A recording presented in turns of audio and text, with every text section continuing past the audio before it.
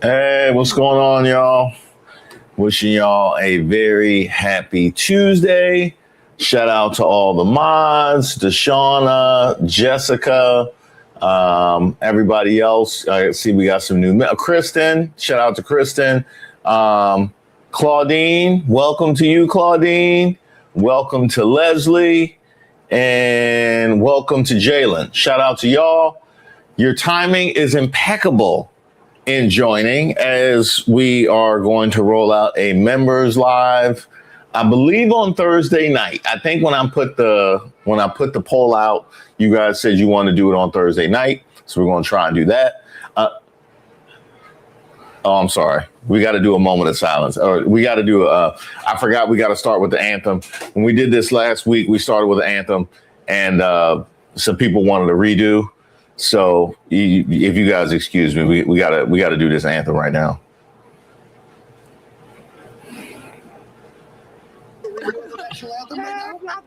I can do it right now. Oh, say, can you see by the dawn's early light what so proudly we hailed as the twilight less gleaming, whose broad stripes and bright stars through the perilous flight o'er the ramparts we watched were so gallantly streaming. As the rocket's red glare, the bombs bursting in air, gave proof through the night that our flag was still there. Bring it on, bring it on. Oh, say does that star-spangled banner yet wave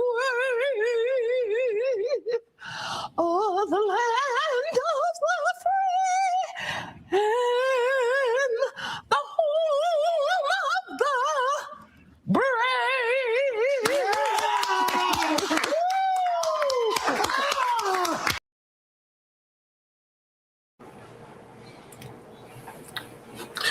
Everybody in that studio know they need to be locked up.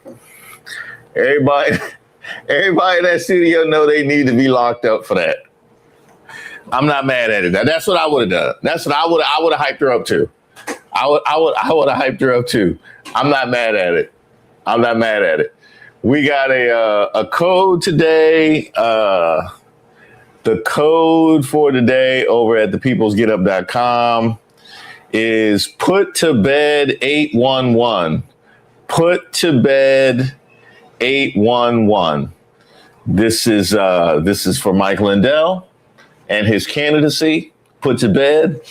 It's also for Royce White and his candidacy, put to bed. And it might be for Lady Graham and her candidacy, put to bed. Huh? Put to bed. Put to bed 811. You gotta love it. You gotta love it. Somebody said bring Fergie back. All right, I'm gonna bring up Steve Kornacki and see what they talking about. But in the meantime, here's a little thought experiment that I want for y'all that y'all can do in the chat that will be helpful for later. Because I got my rant locked and loaded for today. Let me bring it up. Okay. All right. Now, when you see this, okay, my first thought, obviously, because of the nature of the story, was Joanna Man. Obviously, you got to go Joanna Man, obviously.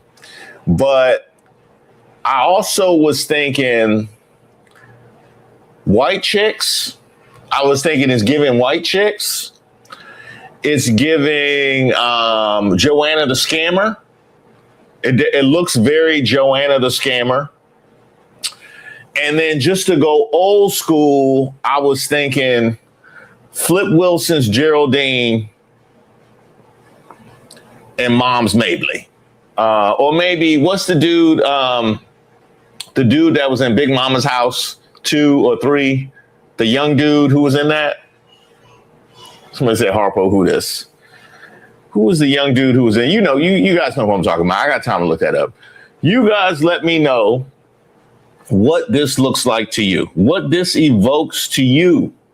Who should be a part of this? Oh, it's Milli Vanilli. Brandon T. Jackson.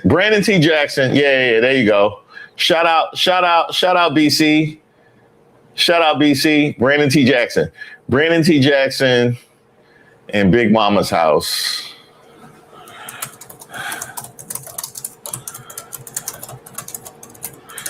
Okay. Or it looked like the Soul Glow dude from Coming to America.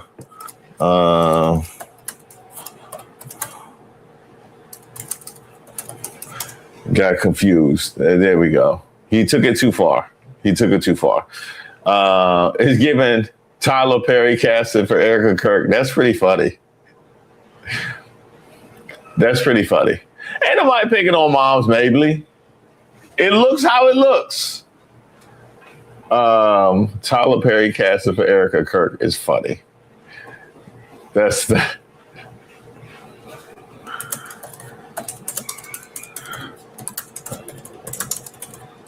pretty funny. We're live. Who does a pre-recorded live? Come on, Inca. Come on, man. Fabio. I mean, he missing some muscles for Fabio, but fair enough. Looking like the black BG. We got a lot of Fabio. We got Fabio. I love the BGs, so the black BG is gonna make it in there. So said Fabio Landon. Is that a different person than Fabio? Looking like the Geico caveman. That's pretty funny. All right, y'all keep them going. I'm gonna be taking notes. Let's see what Steve Kornacki and I'm talking about. Keep that party going. Well. Spots, as you can see. I mean, Greenville's a great example, right? Here's Fry. His number goes all the way down to 13%, right? He's able to get in the second biggest county of the state, which is in his district. He's running at 47 in the early vote. Then you go to the biggest county in the state, and his number falls, all the way down to 13%. And here's Norman in the biggest county of the state running at 40%. And you go for him to the second biggest county in the state, and his number falls all the way down to single digits, 9%. Meanwhile, there's Darlene Graham, she's getting 30%, right? It's not great there, 22%, but she's well in the 20s in each of the two biggest counties in the state, the two biggest vote producing counties for that matter. York's a pretty big one. She's in the 20s there. We say Charleston's about 5-6%. She's nearly at 30% there, right? And meanwhile, in Charleston, there's Norman at 15, right? Fry at 18. So just, that is how Graham right now is. It's continued to build as this early vote is filled in. The breadth's asserted itself. Now it's a 5.2 point margin for her. I see there was something else that just came in small that puts Fry back ahead of Norman in the tally. They're just kind of playing leapfrog right here. And then it's way back. It's almost 10 points back to Sanford in fourth place. Lynch, I imagine he got a decent number here. He got 8.5%. Yeah, this was, I believe, Lynch's best county in the Senate primary. Yes. The one thing one of the counties that did just come in, Darlington posted an update. And so we have a little bit of split of the pre-election and election day vote in Darlington. Yeah. So pre-election, a vote ahead of the election was 47-25, Fry over Graham. Yep. And then in the election day in Darlington, Fry 49, Graham 29. Oh, they both went up. Yes. How much of the election day is that? We have that about 15% right now. 15% of the election. Yeah, 400 votes. Yeah. So the share between the two of them, 72, it went up 6 points. But it's not a huge. I mean, I guess it's telling me not a huge change. Although probably most significantly there, let's keep looking for where else we can find this. I think what may be more significant there is that number for Graham, because we said we're not quite sure what to make of it as the election day vote comes in. It's the more MAGA vote. Is that going to, turn? Well, okay, in Darlington County, maybe it's not representative. We're deep in the heart of Fry country here, but she actually does a little bit better with the election day vote. So that's the big kind of remaining piece already for Graham, just given, right? Look at this. All right. So as y'all know, Darlene Graham, Lindsey Graham's sister, which is the first test of Trump's power today, is going to be whether or not Darlene Graham is able to hold the primary for Lindsey Graham's Senate seat. Obviously, I'm pulling for everybody, but just for the hilarity and also because of the DEI nature of her candidacy. But don't think that won't be a point that I won't pound if, in fact, she wins. I am interested in the fact that in this corner right here, this says Wisconsin and Minnesota polls close in 1 hour and 18 minutes. Hold up. Okay, and by the way, I got my Connecticut back there because Connecticut has their primary today too. Anybody think about Connecticut? But how often do I get to use my Connecticut jersey though? How often do I get to use my Hartford Whalers jersey? Never. So that's why I decided to go with my Hartford Whalers jersey. And also, of all the places I've lived in my lifetime, what doesn't belong? DC.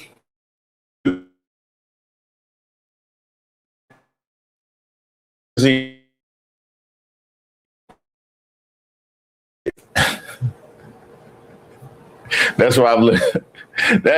That's where I've lived in my lifetime. Yeah. So I gotta rep my clique. Shout out to all the people. Out of Connecticut. It says, big shout out and respect to Mr. Waters from Brother Nolan. Thank you, Brother Nolan. And thank you to you, Jason. Shout out. Also, they renamed the Air Force Base in Charleston. I saw something like that. I mean, they the ones that got to use it. You know what I mean? They the ones that got to use it. I mean, if y'all want to put a statue up of Kristi Noem, South Dakota, y'all the ones that got to look at it. Not me. You know what I mean? I just wonder how that statue is going to hold up to the weather. Considering. You know what I mean? It don't seem like the face part really gonna hold up. You know what I mean? So that's just my thoughts. But if that's what y'all want to do with it, that's perfectly fine. And by the way, that video is coming out. It's a lot coming out. There's a Noam statue video coming out. There's a Trump hair video coming out. There's I got a couple of more Nolan Wells videos that are coming out. By the way, I put out my video today on the midterms video that I did with Don Lemon. Shout out to my man Chris, who edited that. That's out today. If you haven't got a chance to see that, he definitely remixed it and cut it up very nicely. So make sure y'all check that out. And there was something else I wanted to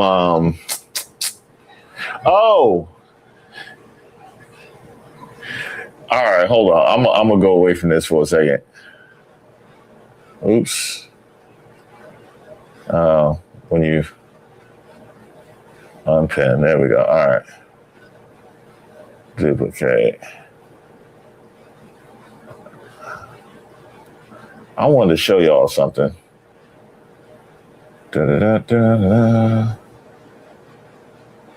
View your channel. Posts. Here it is. So yesterday, I put out that video about Katie Miller, right? So I put out a poll asking y'all, what was the worst item on Katie Miller's resume? Stephen Miller, Eric Swalwell, Elon Musk, or Steve Bannon. Now, strategically, I put Steve Bannon last. Knowing he was going to win. Okay? Salute to you, Hassan. Salute. I put Steve Bannon last, knowing he was going to win. Peace to New Haven. Shout out to New Haven. Oh, we got some Connecticut people in here. Okay, we got some Connecticut people in here. All right. We got some Wisconsinites in here. Okay. I just knew Steve Bannon was going to win. So that's why I put him last. In the original, I had Steve Bannon second, and I was like, everybody going to vote for Steve Bannon. Let me put him last. And let me put Elon Musk with his shirt off to siphon some more votes for Steve Bannon. Put Eric Swalwell up top to siphon some more votes for Steve Bannon. And I was like, Stephen Miller should probably go first. You know what I mean? He probably should go first. That makes sense for him to go first. Wow.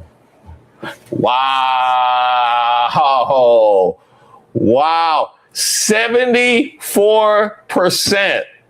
Okay, and Eric Swalwell, we have a multi-time accused in Eric Swalwell. We got Elon Musk, South African Pookie, and Elon Musk. White supremacist South African Pookie and Elon Musk. And then we got Steve Bannon, who was described in a tweet in that video as a walking STD. And 74% of people said Stephen Miller. Bruh, that is diabolical.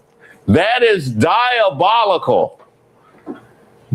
diabolical. Imagine having to deal with the shame of seeing Eric Swalwell, Elon Musk, and Steve Bannon on your wife's resume. And 74% of people think you're the worst of the lot. 74% of people think you're the worst of the lot. You can't recover from that. Now you see why he mad. This is a village and origin story right here. Now you see exactly why that man is as hateful as he want to be. Let me see if y'all had any more suggestions. Oh, we got love from Kansas. Shout out to y'all from Kansas. I voted P-Pants as well. Okay. We had somebody voted for Bannon. By the way, that vote is still up if you guys wanna vote in that. Let me see if you guys had any more things for Royce White and how he was looking. Nice video on Don Lemon. Much appreciated. Thank you for that. Leaks Lounge, I want to welcome you. Welcome to all members, new and old. I am going to plan to do a members live later on this week. So be on the lookout for that. Jessica wishing New York Liberty a big W tonight. I think that's Let's Go Ladies. Is that LGL? I think it's that Let's Go Ladies. Feels right. I haven't forgiven the New York Liberty for cheating the links from that championship a couple years ago. And then the commissioner showed up with the New York skyline on her dress. I haven't forgiven them for that. Give the championship back. That was a travesty. I haven't forgiven them for that. Hi, Reese in chat. I'm here to see what my state of Alabama will do. Lord help us. That lady, thank you very much. We all here to see what Alabama going to mess up tonight. It's the primary, so I guess they get this one for free. Arian, thank you so much. Thank you. I appreciate you so much. If you receive Arian's gift, show Arian some love in the chat, won't you please? Won't you show Arian some love in the chat? All right, let's see what Steve Kornacki, Darlene Graham is at 30% right now. Okay, so yeah, this is what I was going to say.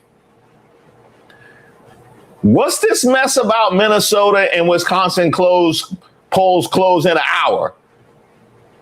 Minnesota's supposed to be closed at 8. That's why I went live at 7:30. Minnesota, No, we gonna fight. We gonna fight. I looked that up last night. Minnesota said they polls close at 8. It was other people that was trying to say, oh, they close at 9. They close at 9. Minnesota said we close at 8. I trusted Minnesota. I trusted you. I should have knew better than to trust them. Because I've been seeing they blew Kevin Garnett's prime. They about to blow Anthony Edwards' prime. They was paying Joe Smith under the table. They couldn't win with Randall Cunningham, Randy Moss, and Chris Carter, and then couldn't win with Dante Culpepper. They lost to Minnesota Wild.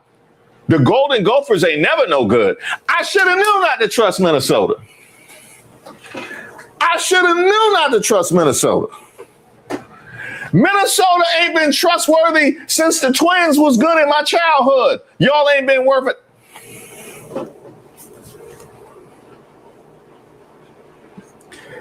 You got me out here. You got me out here all early, going live all early.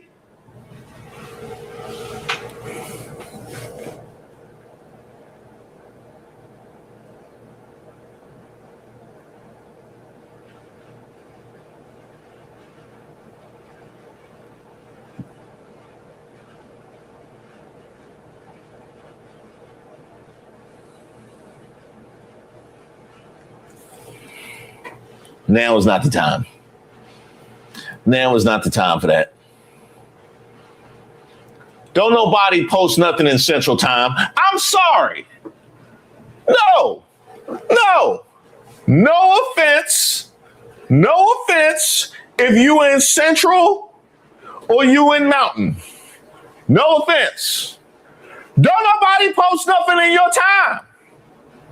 It's anarchy if we start posting stuff in y'all time. I trust Pacific. We can do Pacific. You know why we can do Pacific? Because it's always obvious. That's why we can do Pacific, because it's always obvious. If it's an NFL game starting at 10 in the morning, you know it's Pacific. Or they playing in England. I can do Pacific because it's obvious. We don't do Central and Mountain. We don't do that. No. We don't do that. Unacceptable. What does that mean?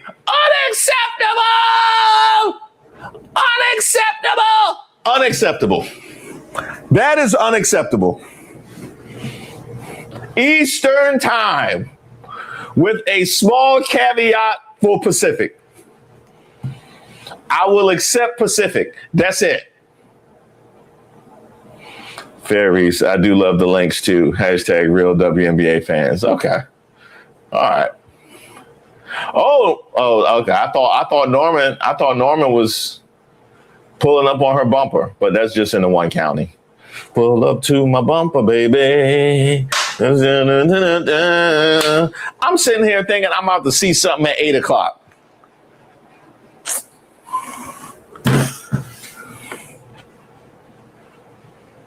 Steve Kornacki, why you start the live at 7? Why you start the live at 7 when you know the fireworks don't start till 9?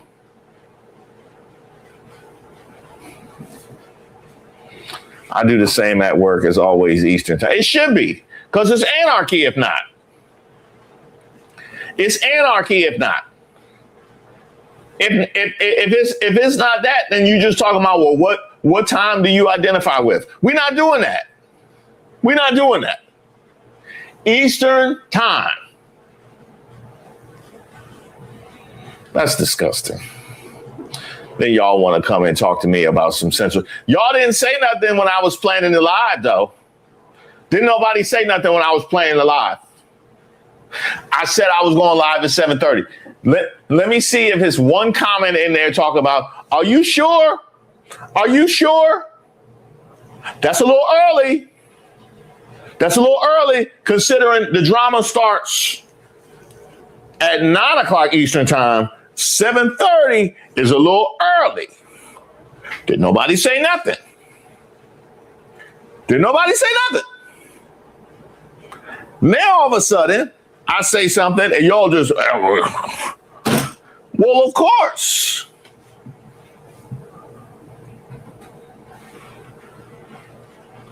That's a daggone shame. Central time. Let me see what Steve Kornacki's talking about. Norman's district, and Norman running second. But we keep seeing it. Graham is running 4 or 5. I think it's 6 points better with the election day vote than the early vote. Do you say Anderson? We could take a look at Anderson. That might be. Do we have much there? I see 23%. Yeah, we don't really. At least updating our system, it doesn't look like a lot of election day vote out of Anderson yet. Okay, is there anywhere else you could just see offhand with some substantial election day vote, especially maybe toward the upstate? I'd love to just see if. Taking a look. It's set. She's up 7 now. We just have some of these small counties, Lee, Barnwell. Yeah, that's those are the ones that have the highest percentage in vote now. I mean, okay, we could take a look at. We just got another update out of Spartanburg. Let's that's a much better. Okay, so now we've got some real election day vote in Spartanburg. Yeah. So okay, so what do we got? The pre-election vote was running Graham 24, Norman 37, and Fry 15. I can see what's happened. Yep. Election day, Graham 25, Norman 34, Fry 15. Yeah, I mean, these aren't huge shifts, but it's consistent. Here, Graham's only going up a point, but Norman's losing a couple. So and that's in a very, very big county. Again, where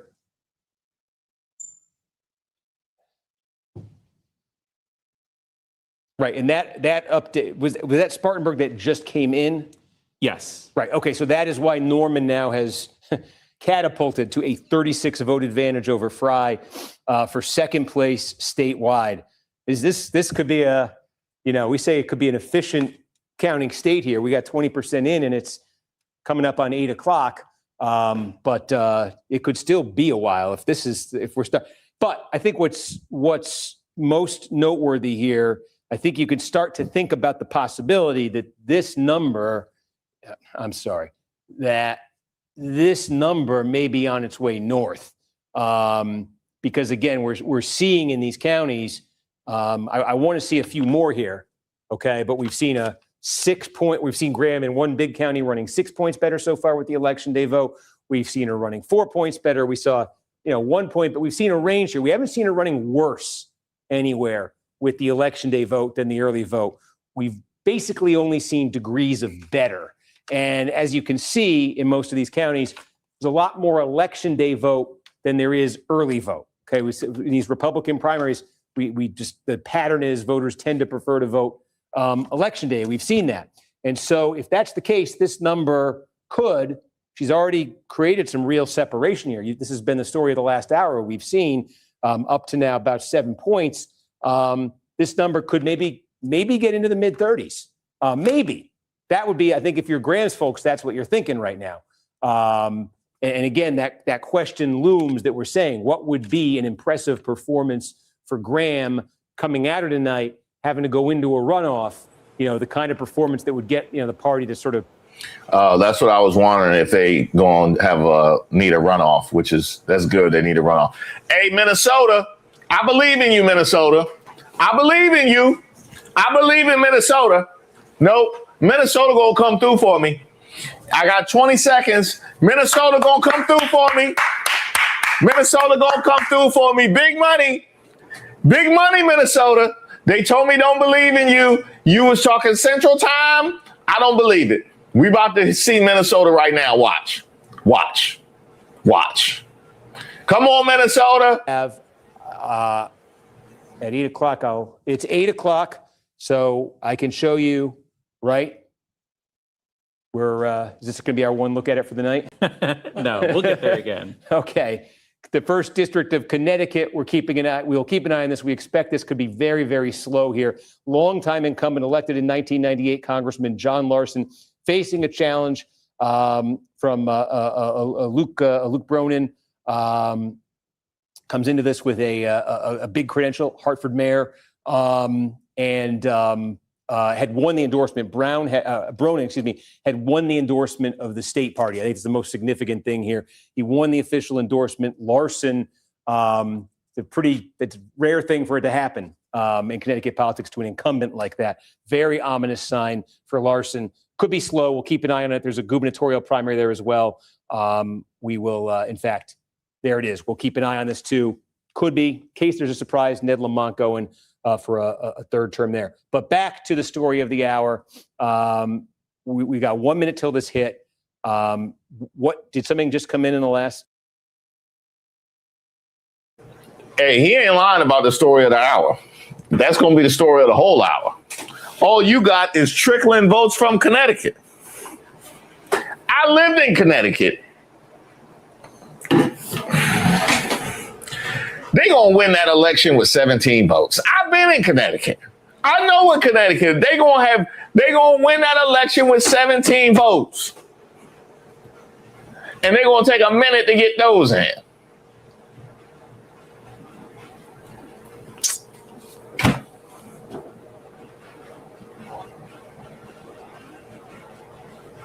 You just trashed everything I loved and gave me horrible sports memories. Love from Minnesota. This might be the last $5 you get from me. Still love you. Dave, I'm mad right now. I'm mad. Y'all got me out here looking crazy. I believed in Minnesota, and I should have knew better. I should have knew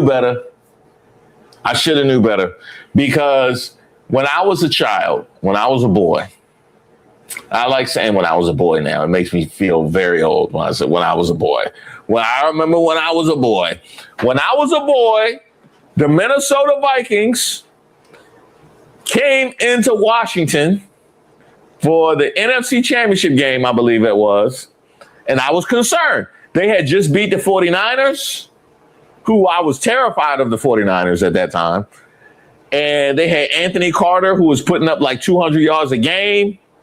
I think they had Chris Dolman on that team. That was a squad.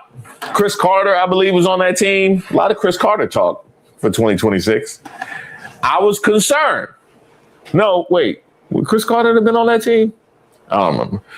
I was concerned about the Minnesota Vikings of the late 80, 87, 88, something like that.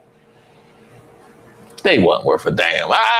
They wasn't worth. They told me then.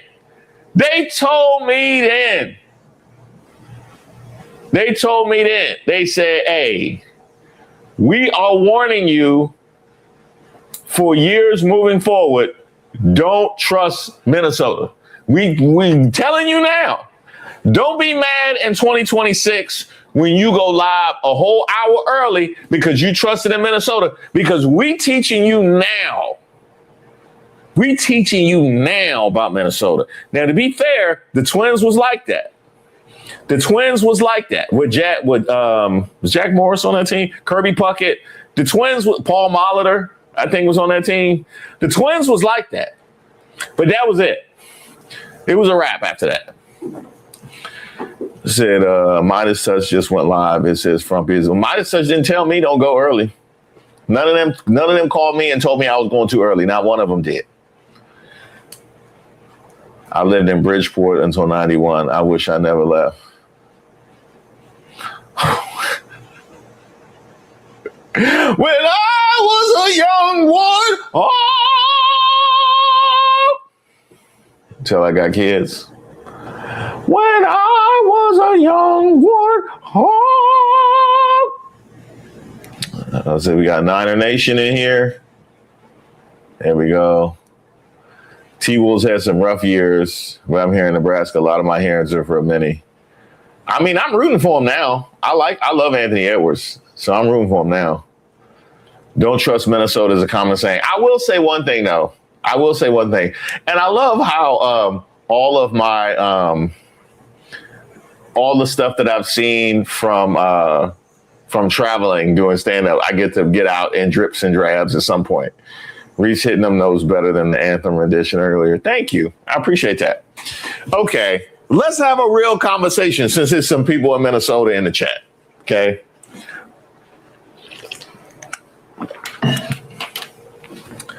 I have been to Green Bay.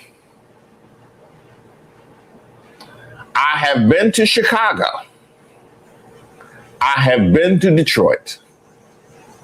I have been to Minneapolis.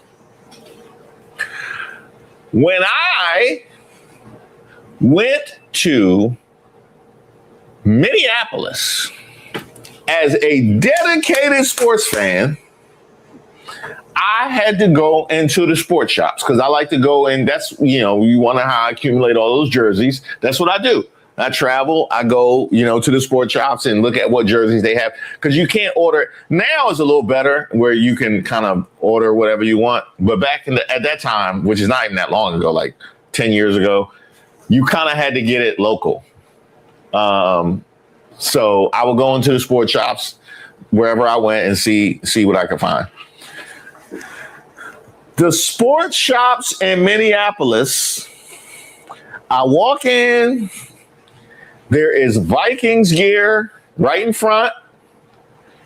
A lot of Vikings gear. Maybe a little bit of T-Wolves, maybe a little bit of Twins, maybe a little bit of Lynx, maybe a little bit of Gophers, but a lot of Vikings gear. I say, what's that in the back? What's that? What Minnesota team is black and orange? What is? I know that ain't what I think it is. I know that ain't what I think it is. Y'all don't have Bears gear. I know y'all don't have Bears gear in the I know they don't. I know they don't.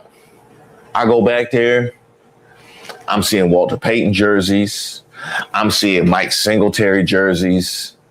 I'm seeing Devin Hester jerseys. Disgusting. Disgusting. And if that wasn't bad enough, after I saw the Bears gear, I look out the corner of my eye, I'm seeing green and gold.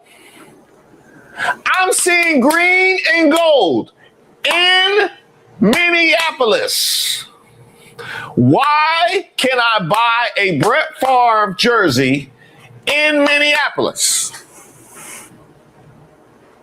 Why y'all selling Aaron Rodgers? Why y'all selling Reggie White in Minneapolis?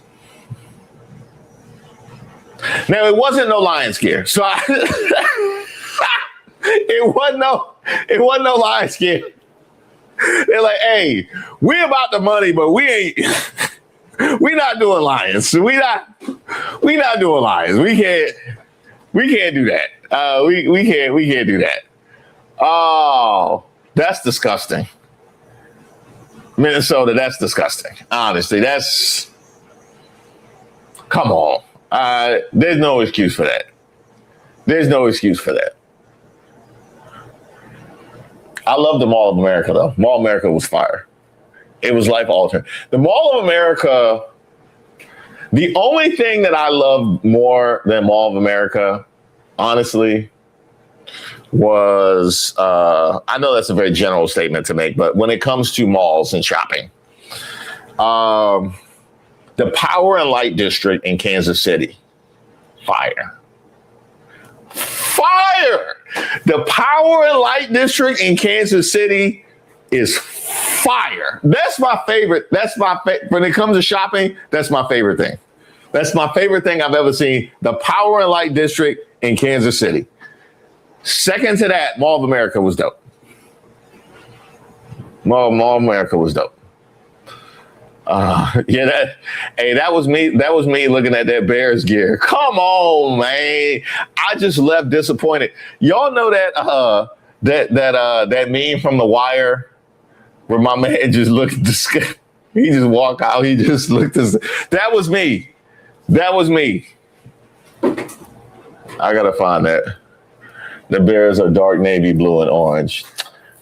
Come on, Mark. Come on, Mark. You know what I'm talking about. I got Bears jerseys back there. I know. How would that rant have sounded if I said dark navy blue? Not good.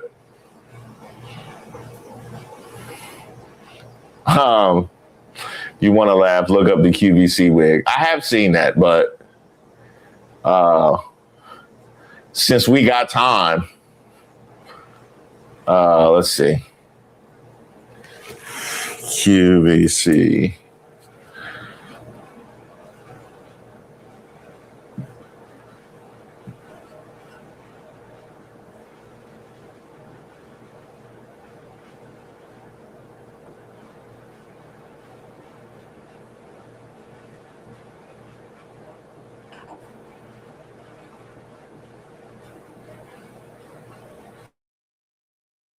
I love to show the texture and this wave pattern.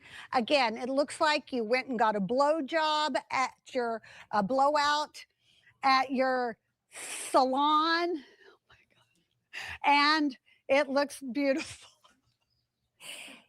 All right, so here's what's happening today. We're having a huge beauty sale. Everything ships to you for free, but that goes away at the end of the day. I will remind you that this is a one-time only price where the price goes up at the end of the show, not the end of the day. So we're going to save you $10 plus the free shipping and handling saves you another $5.50. I love to show the texture and this wave pattern. Again, it looks like you went and got a blow job at your blowout at your salon. Oh my God. And it looks beautiful. All right, so here's what's happening today. We're having a huge beauty sale. Everything ships to you for free, but that goes away at the end of the day. I will remind you that this is a one-time only price where the price goes up at the end of the show, not the end of the day. So we're going to save you $10 plus the free shipping and handling saves you another $5.50.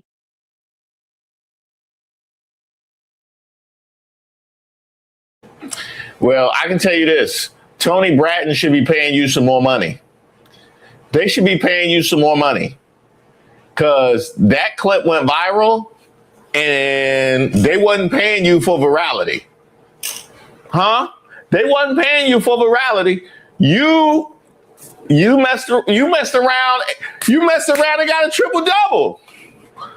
You the Ice Cube and QVC. You messed around and got a triple double. Come on. You made that clip go viral. Now we all see Tony Bratton. Now we're going to identify it with a blowjob, but still, you know what I mean? It's whatever. That's brand recognition. That's brand. Michelle said. There was. Anyone remember Black Shampoo? Hell no. Was that a thing? The other thing that video teaches us is sometimes you got to go with it. Because if she would have just went with it, it very likely still could have gone viral if she would have went with it, but probably not as much. Her reaction is what made the clip, really. It says here in Nebraska, it's at one sports clothes place. They've had one Knicks jersey, hat, nothing. Wow. My granddaddy was a Dolphins fan. Try that in Virginia in the 80s. Well, was it just all Redskins gear at that time? I know they probably had Cowboys gear, but I guess, well, there was no Panthers, but I guess you have the Falcons down there. Like if you just go directly south, I guess you would hit the Falcons before you hit the Dolphins. Yeah. I can see that being tough.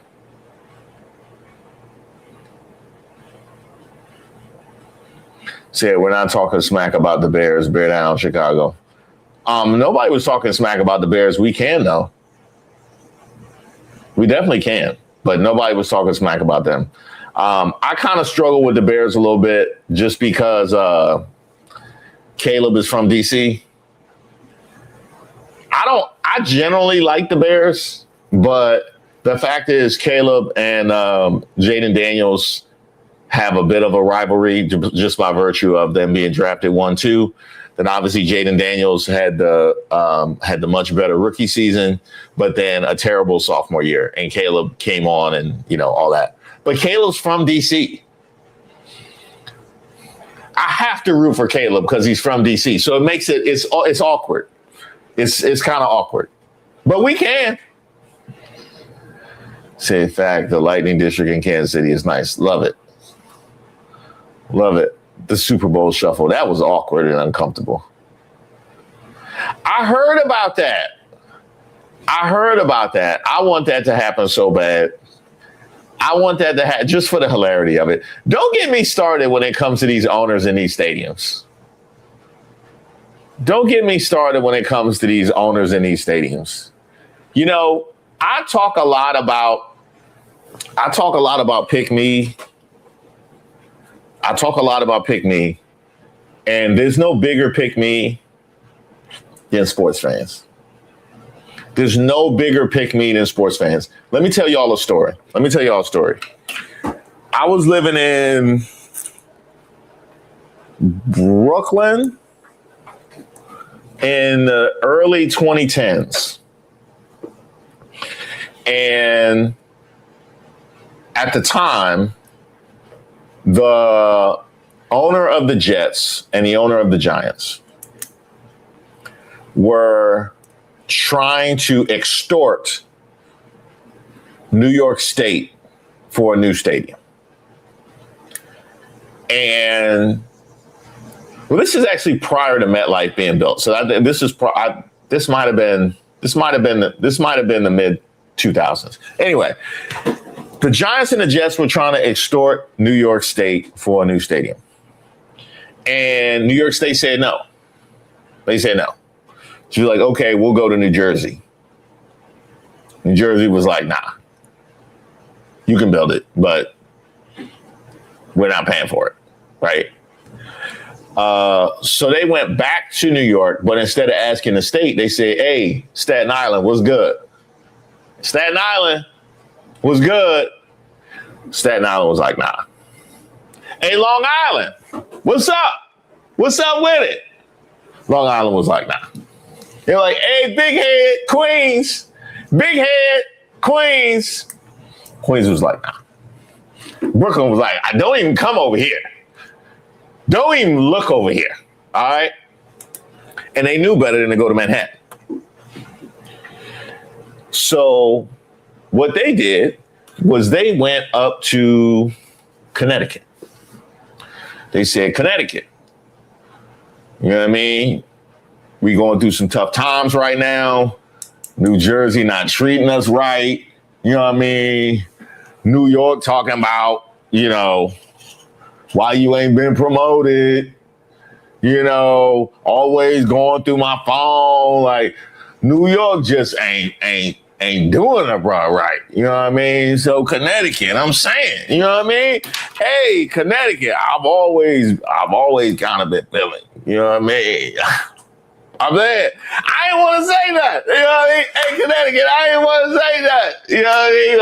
I was always, you look kind of bad up there. You know what I mean? We be down here in New Jersey and New York, but I was like, hey, Connecticut looking kind of bad up there. You know what I mean? Looking all bougie with your Yale and all that. You know what I mean? Looking all bougie with your Yale.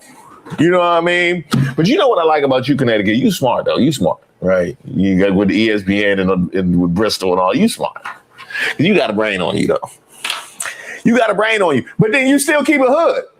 You still keep a hood. Bridgeport, you know what I mean? Hartford, you still keep a hood. You still keep a hood. You know what I mean? But you can clean it up. We can go Hartford or we can go West Hartford.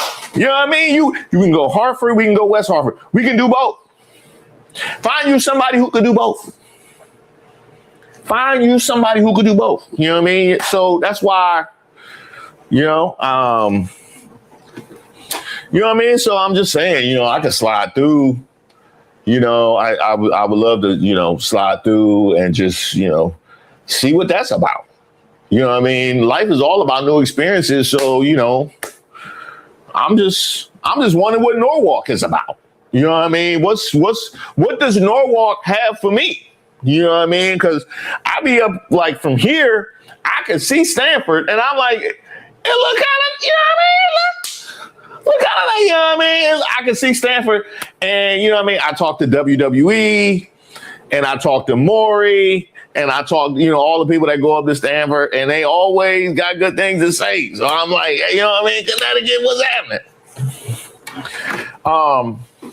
Connecticut decided they wanted to open up and offer and be a pick-me and offer basically all of the tax breaks as well as funding for the Jets and the Giants to build the stadium. Now, here's why that is so infuriating. The reason why these owners are able to extort these jurisdictions to build their stadiums is the threat of leaving, right? They'll leave. We have to keep them here. We were talking about Chicago and Indiana. We want to keep them in Illinois. So we want to offer them, oh no, now Indiana is being a pick-me in it. The threat is that they'll leave, right? No franchise is leaving the New York metropolitan area. No franchise is leaving the New York metropolitan area. If New Jersey says no, and Long Island says no, and Brooklyn says no, and Queens says no, and Staten Island says no, and Manhattan says no, and significantly, Connecticut says no, they will build their own stadium because nobody's leaving the New York metropolitan area. You have them dead to rights. You have them dead to rights. They will never leave the New York metropolitan area. Now, there's many other jurisdictions they will never leave also. But the number one is New York City. And even in a situation where you are the number one metropolis in the country, a sports market that can support 2 franchises in every sport, even then, there will still be a pick-me. There will still be a pick-me, even when you know they won't leave. Now, against that backdrop, right? Against that backdrop is how I perceive all of the pick-me that we see in the world today, right? Like all of the pick-me that I see in the political world, we pick-me all the daggone time. We pick-me all, just as a country, we pick-me all the time. There's a new owner hijacking a new jurisdiction for a new stadium every day is happening. We are a country of pick-me's. That's what we do. It's disgusting. It really is disgusting. That was a sports story, but it wasn't a sports story. LA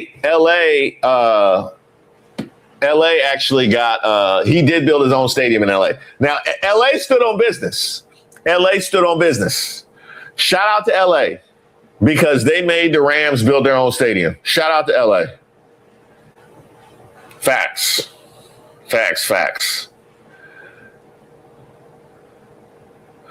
Did Lady Graham win? Okay, let me go through these.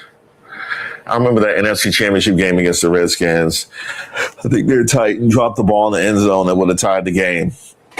I challenge that because they give that man a lot of drama. They give that man a lot of grief for dropping it. It was a tough pass, and he was going to get hit right on the. It wasn't Ernest Biner. It wasn't an Ernest Biner situation. I think they gave him too much grief for that one. Quite frankly, imagine seeing Michigan trash at Ohio store. Jermaine. Last time I went to Ohio, which was 2023. I ain't been back since the election. I have not been back. Last time I went to Ohio, I went to go get some Buckeyes gear that I could wear for the game. And there was Michigan gear.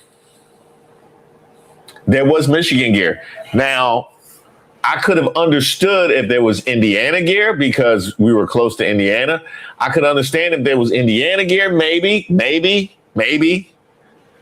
But we were still like an hour from Columbus. Like, we're not far away from Columbus. There was Michigan gear. I kid you not.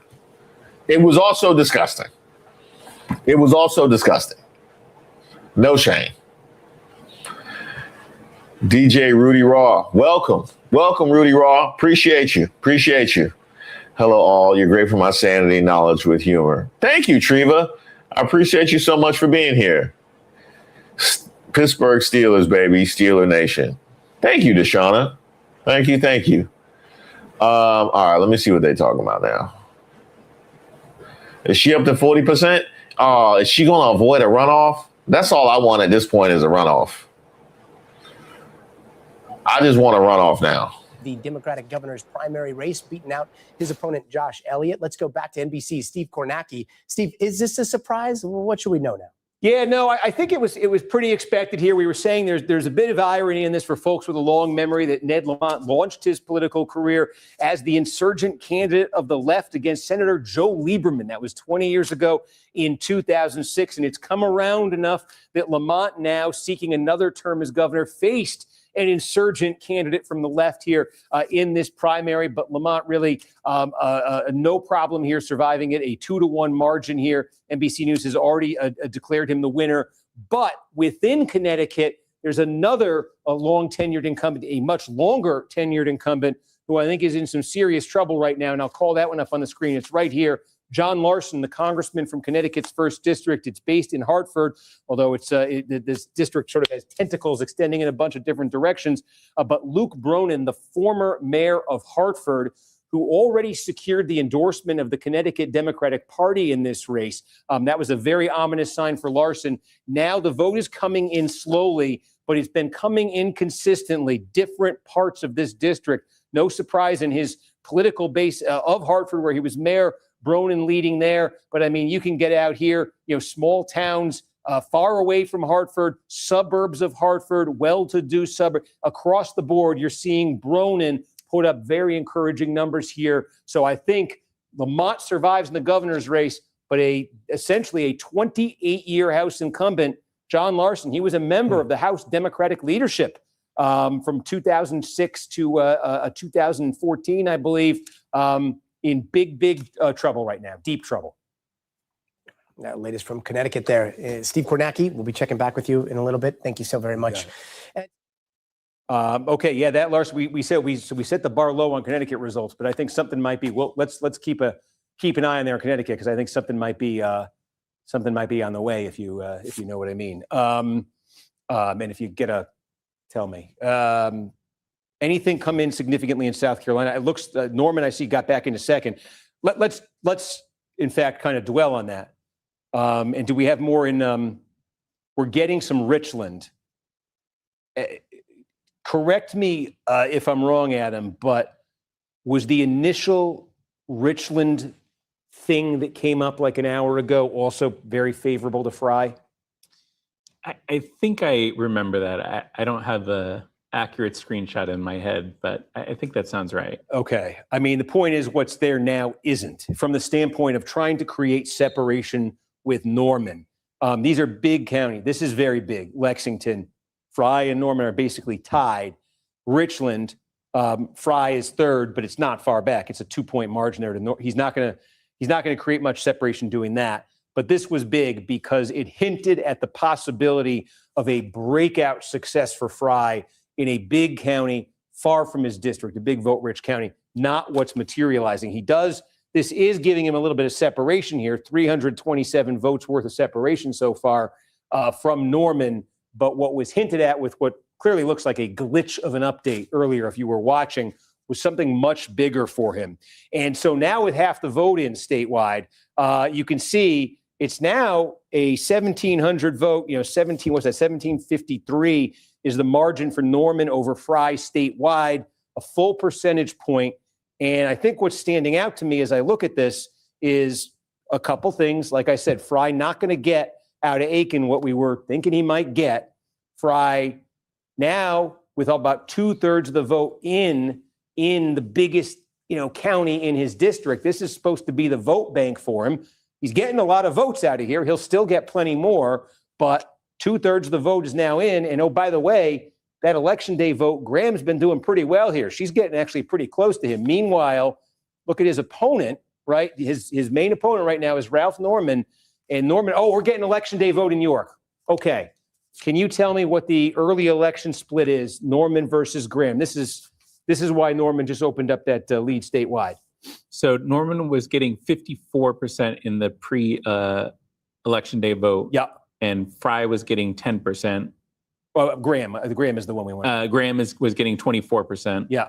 And the election day vote, Graham is getting 27%. Yeah. Norman is getting 52. Yeah. So it's that trend where she's doing a few points better.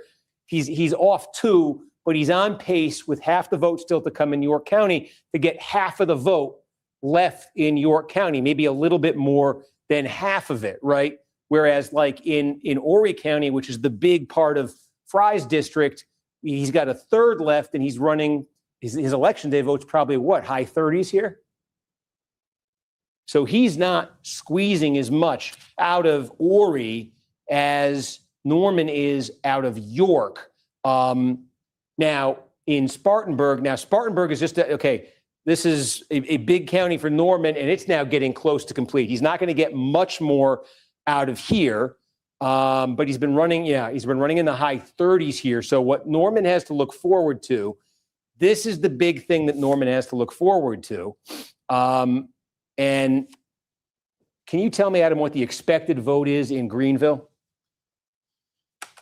Greenville, we have it at 47,000. Okay, so and we're at 45,050. We're about 6,500. Yeah. 6,500. Okay, so we think we got 40,500 left. If we say that Norman runs a tick below, this is just guessing here based on what we're seeing. If he runs a tick below, say at 37%, right? 37% of the remaining, he could get 15, say he gets 15,000 votes out of here, right? And look at where. I got a question. Anybody in South Carolina or no? Should I be rooting for Norman or Fry? Is one of them much worse than the other? I have no preference for Norman or Fry, but let me know who's the centrist from these candidates. Who should I be rooting for between Norman and Fry? I want some rooting interest in this. I need to make it interesting for myself. White Sox versus Cubs World Series and Bears Super Bowl chance. Calm down, everyone. Boo Lady Graham, too. We got a big Chicago fan.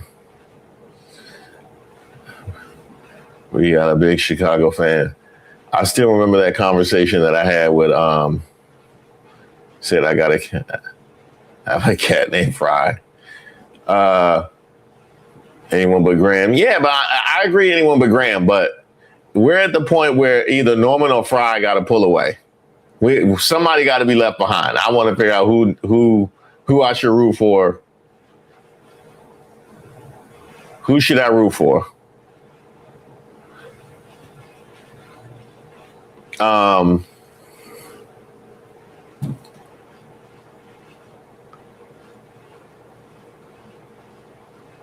And actually, too, while we're here,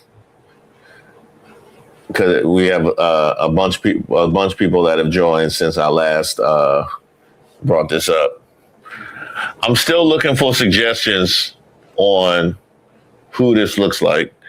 I got White Chicks, Joanna the Scammer, Flip Wilson's Geraldine, Brandon T. Jackson in Big Mama's House, the Soul Glow dude from Coming to America, Tyler Perry's Erica Kirk, Fabio, the Black BG, and the Geico Caveman. Anybody else want to add?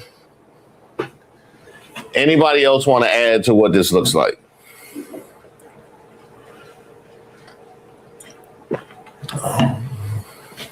The Warrior of Spirit Halloween. That's pretty funny. I'm basically going to do a live day about to drag you.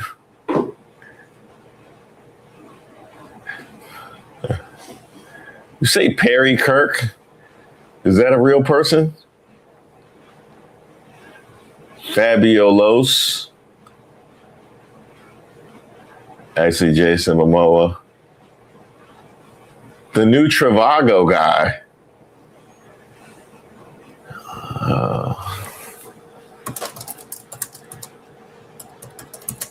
New Trivago guy. Hold on, let me look that up. New Trivago guy.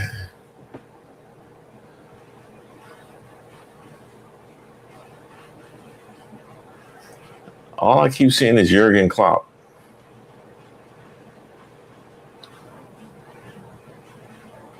I don't think he has long hair, though.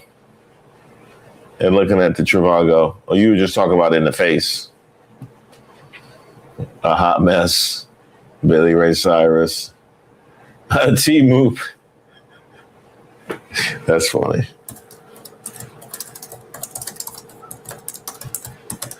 A T-Moop Pantene commercial. Chaka from Land of the Lost. I don't even need to look that up. But I will. Chaka. Land of the Lost. Ha! Ha! Oh, that caught me by surprise. Oh, that's funny.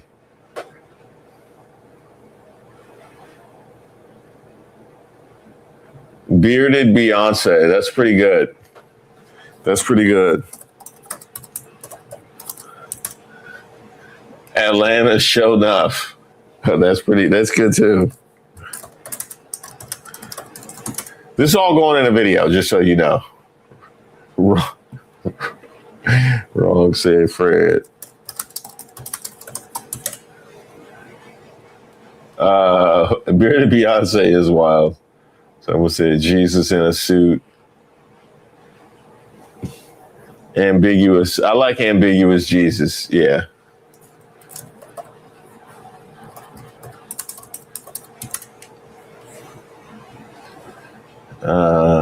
Let's see.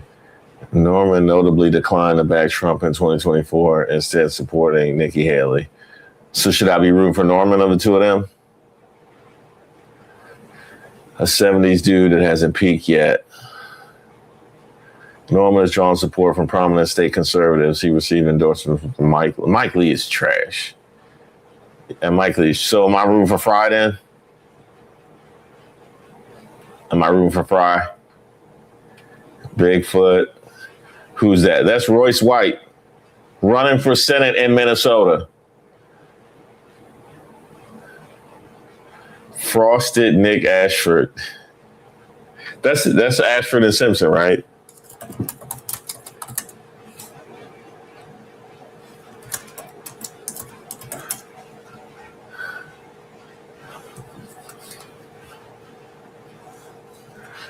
I'm pretty sure Nick F. That's Ashford and Simpson.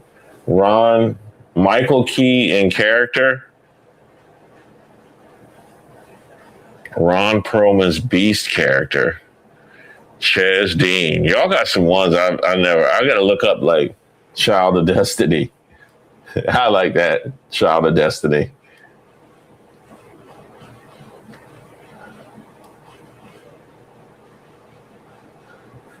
I like Mega Church Youth Pastor. That's funny.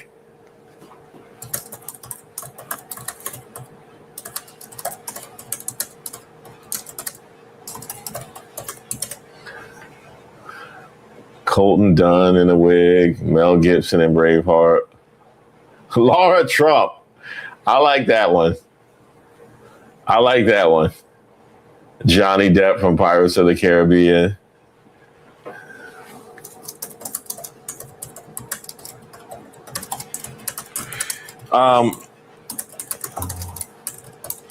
Have y'all seen that Laura Trump workout video? Have y'all seen that Laura Trump workout video? I'm struggling with that one. Mike Johnson's dream part. Christy knows. Oh, that's good. That's good. That's good.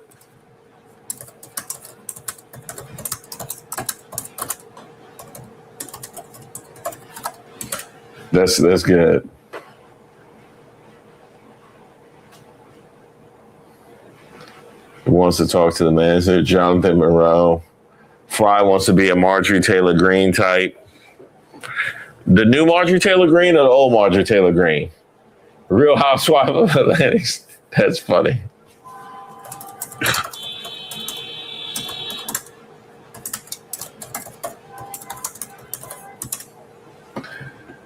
Oh, man. Mario, Karen Peebles, Magic Michael Bolton.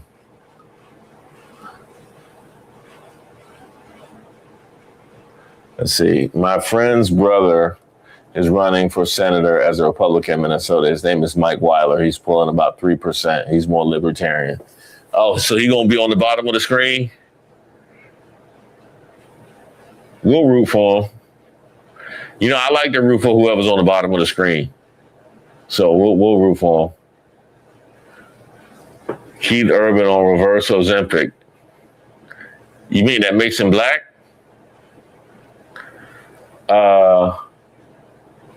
Chewy. Reese, I've been watching you for a while now. I love your show. Thank you, Chewy.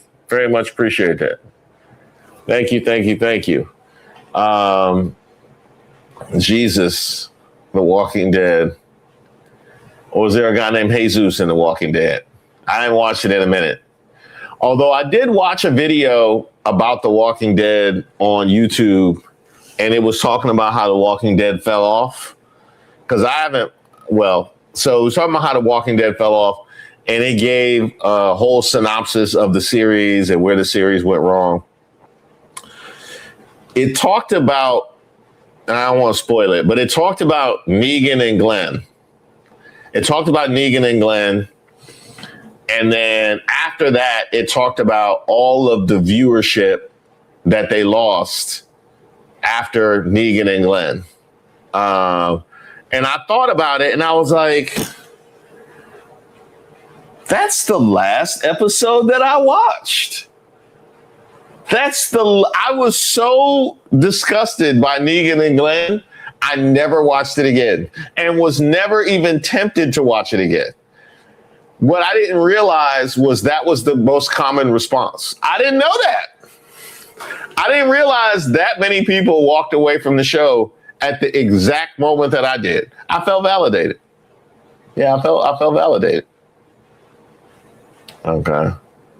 Lord of the Rings elves. Like Bilbo Baggins? You look like Bilbo Baggins? The Thrifty Typewriter vid. Wookiee from Star. One second, it's just fall for a lot of people. Was it still good after that? I wouldn't know.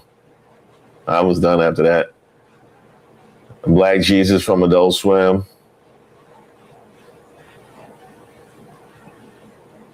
The guy that played Jesus. They had a guy that played Jesus in The Walking Dead?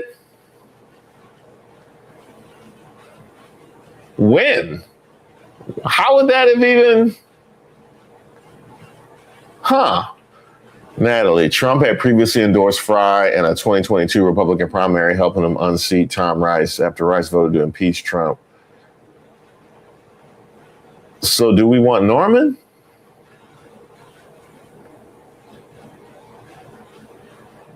The man has on the first season of Real Housewives.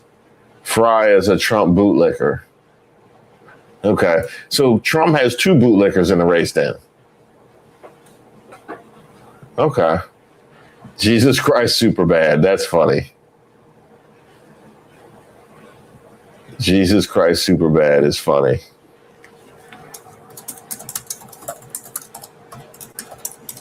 All right, I'm gonna look up Jesus in The Walking Dead, but first let's go to let's go back and see what Steve Kornacki and them talking about. For that matter, what would Mark Lynch do? Much smaller base right there. Other political leaders in the state. We're going to do an update on Stay Tuned now that this has been called. But that's going to become the drama now in this race. Where do the major sort of opinion shapers, the leaders, the folks who can really set the tone for how the next 2 weeks are going to go? The president. I mean, I have not mentioned Donald Trump. This is Trump's candidate. In that runoff, in that gubernatorial runoff where his candidate, Yvette, got crushed, Trump backed off that endorsement essentially in that runoff. He saw the trouble coming. Is Trump out there? I imagine Trump's going to be out there doubling down on this. But, how does Trump react to this final, wherever Graham lands, wherever Norman lands, how does Trump react to it? So those are the questions. In the coming days, what tone is going to be set for this runoff? Is this going to be a party consolidates quickly and dramatically around Graham and really puts Norman at a disadvantage here? Or is there going to be some, movement towards Norman to try to consolidate? Coming in to do an update on this, folks. And then as soon as we do this update, we're going to start talking about the Badger State. Let me take water.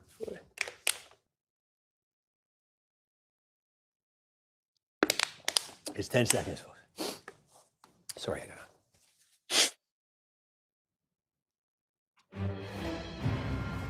And some more breaking news out of South Carolina. NBC News can now project that Ralph Norman will advance to the Republican runoff election for the open Senate seat there after Lindsey Graham's sister Darlene already advanced a little bit earlier tonight. Let's go to Steve Kornacki over at the big board. Steve, this is a pretty decisive call, relatively early, right? Yeah, I mean, look, you could see here, Graham, I think the story for her is that she wasn't dominant anywhere in the state. It's just consistent. She was running either in first place or second place in basically every county. And you can see here, I think still some vote to come, but probably going to finish with about a third of the vote in this primary. Meanwhile, Ralph Norman, who's going to oppose her now in the runoff, which will be held 2 weeks from tonight. He's a congressman. His base is right there in the Charlotte suburbs, Rock Hill, York County, this area. And what really did it for him was he expanded his support, as you can see here, across the upstate. This is going outside of his congressional district. And this region it's one of the most deeply conservative areas in South Carolina, very religious, evangelical, fundamentalist. And Norman put up very, very big numbers here that separated him from the rest of Graham's opponents and are going to put him into this runoff. So the question now, obviously, Gotti, becomes, look, this is a 2-week campaign. How do all the political leaders in South Carolina, how do political leaders in the Republican Party nationally, and of course, how does President Donald Trump, who endorsed Graham, how do they all react to this? How do they react to her finishing first, probably with about a third of the vote, to Norman being the opponent in the runoff? Are there forces in the party that now say they want to get behind Norman and make this a real fight? Or do most of the leaders in the party say, okay, this Graham performance, it's convincing, it's satisfying, we want to get on board? Does the party strongly unite behind her and really put Norman at a disadvantage? That's where the drama and that's where the action shifts right after this result goes final. And a lot of that will come down to who finishes third and fourth and where they take their voters, right? What are we seeing from the numbers below Graham and Norman here? Yeah, that's the question. I mean, Russell Fry, he's the congressman here, sort of from the Myrtle Beach area. You could see the district that Russell Fry represents in Congress because it's the only part of the state that he won. That dark maroon color is Russell Fry. He swept his congressional district. Okay, what does Fry do? He's one of those people you got to look for in the next 24 hours. Maybe tonight. What does he say? Does he come out and say, okay, I want to congratulate Darlene Graham on finishing first, and now I'm getting behind her? Or does he say, I want to congratulate Graham and Norman, and I'm Team Norman? Or does he say nothing? Does he stay neutral? But we saw this just recently, governor's primary in South Carolina this spring. We saw the candidate who finished second in the preliminary, who did not have Donald Trump's endorsement, got all of the other defeated candidates around him, Alan Wilson, and then he won the runoff easily. So there is a bit of a precedent for things turning around in runoffs. But, you know, a lot of that was, there was a lot of movement towards him as soon as that preliminary end. Will there be any movement to Norman, or will it be consolidation to Graham? Yeah, that was such an interesting case. And yet this one, the dynamic, I guess from an outsider's perspective, we're not in South Carolina, but, you know, it really boils down to are voters here choosing to respect what they see as the legacy that Graham left behind? Are they responding to the president's endorsement? There are a lot of factors here. And I'm not sure if the numbers from tonight can, I don't know, give us a peek at how things might go there. But do you see anything notable coming out of some of the early vote or some of the votes that we saw today coming in? I mean, it's almost like looking at art. It's a question of interpretation, right? I mean, we were looking at Darlene Graham and saying, you know, she doesn't have any history in elected office. She herself was not really known to almost anybody before the last month or so. Obviously, the family name is a familiar one. Lindsey Graham had his own, you know, sort of issues with parts of the Republican base famously throughout his political career. So there's certainly mixed feelings among Republicans, you know, historically about the Graham family name. So nobody really quite knew what to expect from her as a candidate, you know, with Trump's endorsement too, obviously hugely helpful to her. But what does that mean when you're looking at about a third of the vote in a crowded, competitive primary here for somebody with that kind of a background? Is that an impressive showing? Does that inspire confidence? I think that's why I'm saying these next 24, 48 hours are so interesting, because, you know, everybody's going to get to look at this piece of art and render their interpretation, and then that will kind of decide what the tone is for this runoff. Art is in the eye of the beholder. Steve Kornacki, thank you so very much. Let's go to NBC News. Okay. So 7 minutes. Why don't we catch our breaths? Congratulations to Darlene Graham and Ralph Norman. We will probably just check in to see how those numbers land at the end of the night. And folks, we are now 6 minutes and 37 seconds away from Wisconsin. So let's tee that one up and get ready and tell you what we're expecting here tonight. And let me get myself ready, because I have a thing in here that I want to try. Did we get a call in Connecticut 1? We have not. Okay.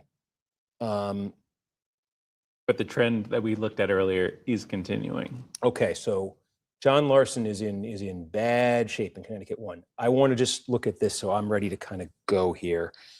A couple things I want to point out before Wisconsin. Well, when the polls close in Wisconsin, it can be a little slow to get going. Though it will, I think we'll get a pretty good chunk here in the first, you know, hour or two. That and again, I think the thing I want to say on Wisconsin is just the range of possibilities here. Nobody really knows what to expect when these polls close. We know the dynamic of the polling that's out there. Francesca Hong, socialist candidate, has been leading. And we know that the fear of a Hong nomination has sparked the establishment, you know, led by Tony Evers, the Democratic governor, in these final week really, to try to consolidate around David Crowley, the Milwaukee County executive, who dropped out of the race at one point this summer and then got back in. And I think that's a very important thing here before the polls close to just go through. You see all these different names on this list here. Sarah Rodriguez, lieutenant governor, dropped out in July. Mandela Barnes, at the beginning of the year, was considered the front runner in this race. Remember, he almost got elected to the United States Senate back in 2022, a former lieutenant governor. He dropped out on, I think, the last day of July, maybe July. All right. Steve Kornacki, he'd been on that stuff talking about Wisconsin over Minnesota. I don't know what's wrong with him with that one. One thing I wanted to get into before we get into this next 9 o'clock hour. There's been a lot of instances. There's been a lot of instances where the Republican Party has been so overt in their disdain towards their rank and file members, towards working class whites without a college degree. They're rank and file members. There have been so many ways in which the party has basically completely disregarded and borderline offended their own base. Let's not let Darlene Graham and the pushing of Darlene Graham go ignored in that conversation.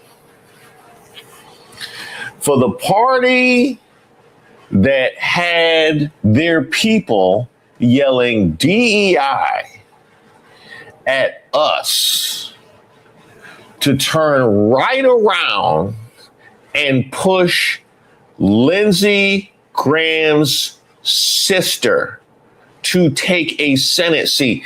And there's a reason why, like, I like to reset these things, right, whenever they happen, because I need to understand what exactly it is that the rank and file MAGAs, the MAGAs complaining that society has left them behind, the MAGAs complaining that the immigrants are stealing their jobs, the MAGAs that sit up on the internet and talk about black fatigue.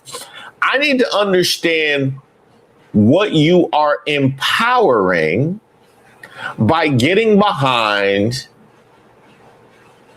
an inherited Senate seat. Because it's one thing for you to sit up there and talk about white is right, right? White is right. OK, it's all good because she has the complexion for our protection. But they never include you, do they? They never include you, do they? This is the exact kind of cronyism right in your face. Right in your face. This is the exact kind of cronyism that you begrudge on a daily basis. And they didn't even hide it.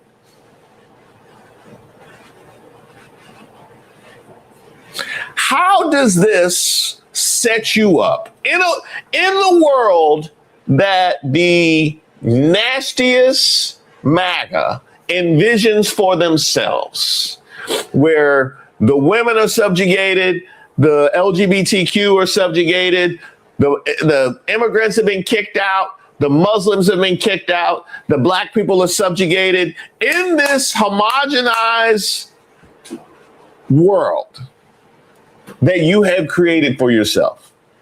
How does this serve that interest to support this kind of glad handing from the class of the haves as you are trying to break in? Because I can tell you what that doesn't look like. It doesn't look like a populist movement to me. It certainly does not. It don't look like a populist movement to me. But then again, it never looked like a populist movement to me. But we didn't have such evidence to show you. Now you have it.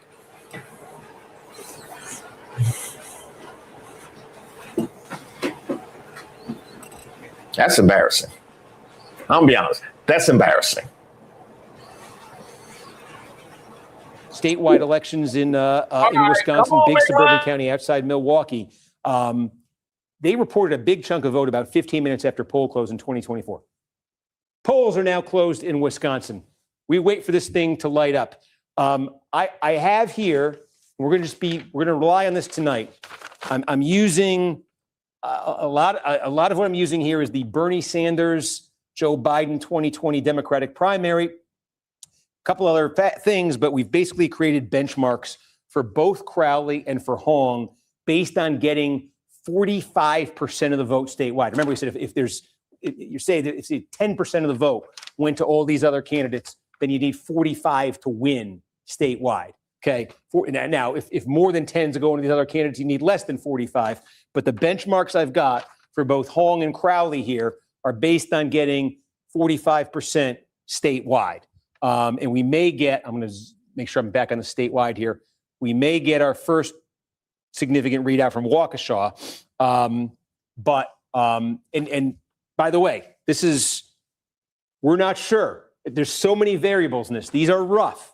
So if we start seeing a couple of early counties and one candidate's clearing the benchmarks and the other one's missing it, it could mean that there are other counties where the reverse is happening. It may take a little bit for this pattern to come into focus. It may, or a more decisive result here tonight, could give us more decisive result could give us an earlier answer. That's like a circular thing to say.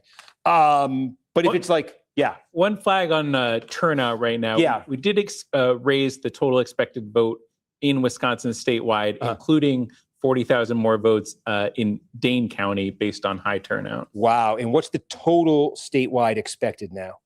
The total statewide for the governor's race is 703. Can you tell me what Milwaukee is? Milwaukee County? 122,000. So that went up slightly. That's, and that's the other thing to again, anything that we'll switch over to anything that comes in. Why do I always do this? This is the biggie. 20% or so of the vote is probably coming out of Madison. Probably about that is coming out of Milwaukee too. What Adam just said is very significant though. These are typically recently, Madison, Dane County, this is like, it just gets bluer and bluer. You see it in presidential elections. We're always talking about this. This has become more, this used to be the sort of the heart of the Democratic, of Democratic Milwaukee. Now Dane County is. What Adam just said is like, they're updating significantly the estimated vote in Dane County, particularly. The estimate in Dane that Adam just gave me is significantly up from where it was at the start of Election Day. The estimate in Milwaukee County, David Crowley is the Milwaukee County executive, is only up a little bit, suggesting high turnout today, particularly in Dane. Dane is the place. Dane has got to be like the epicenter for Hong, for her campaign. So that is an encouraging tidbit for them before anything, for her campaign, before anything actually comes in terms of results. But keep in mind, I think one theme we'll be stressing as these results come in tonight is keeping in mind what we saw in Michigan last week with Al Sayed, with his victory. Where did it come from, right? Remember, we spent so much time talking about like East Lansing doing well in places where there were younger populations, younger median ages, colleges, college areas, okay? Remember, we were talking about Western Michigan with Al Sayed. We were saying, why was he doing so well there? They were the counties that had the youngest median ages in the state. So we're going to be looking sort of for the same thing here tonight for Francesca Hong and Dane County, Madison, University of Wisconsin. That looms as just massive for her. But there's going to be other places, that here too, will look like La Crosse, young median age, in La Crosse, right there on the Mississippi River. We'll look at like, Stevens, University of Wisconsin, Stevens Point, Portage, young median age. There's going to be places that have like branches of the state university, smaller cities with younger median ages, young professionals. Those are places where she needs to be doing really well too. Meanwhile, for Crowley, it's not just Milwaukee County, those wow counties, they call them, right? Like, Waukesha, right? Washington, Ozaki, Ozaki, very wealthy, super educated, high income suburbs outside Milwaukee.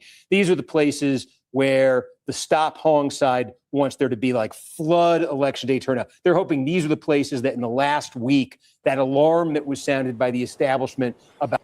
Now, help me with something. Because I see a lot of y'all in the chat with your go hongs and your shooting, rooting for Francesca Hong and all that. How y'all gonna do Kelda Royce, man? Ain't nobody rooting for Kelda. With my Kelda, ain't nobody rooting for Kelda. We already packed Kelda up. Ain't even no votes yet. Y'all don't like her because she light blue? What happened? Because she light blue?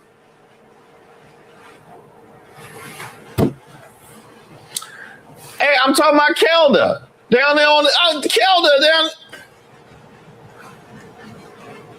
Kelda. There go Kelda. Ain't nobody with Kelda? How y'all gonna disrespect Kelda? Say, I mean, at least Kelda on the screen. I know. That's true. He said Kelda looks sweet. She looks like a nice lady. I hope she has a soft landing. She turquoise. They're gonna have Kelda just put her in white. Just have her be white. Don't give her no blue. Now help me with something. I understand that this race is significant for the progressive Democrats, just as a temperature check. How is he just completely ignoring Minnesota right now? He don't even have any votes. You don't even have any votes to talk about in Wisconsin, and you still are just filibustering to stop going to Minnesota.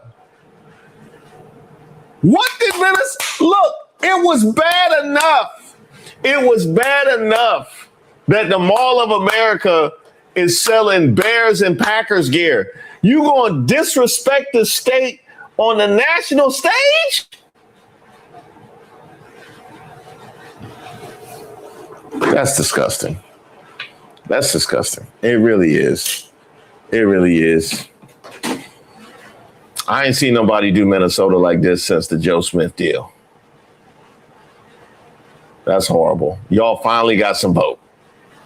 Y'all sat up there and waited 8 minutes. Y'all have a whole nother state that just closed, and y'all waited 8 minutes looking at a dead screen to where you could get 3% in Jefferson County.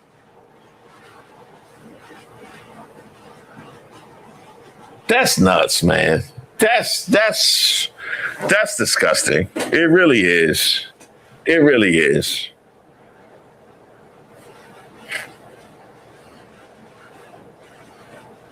%15%.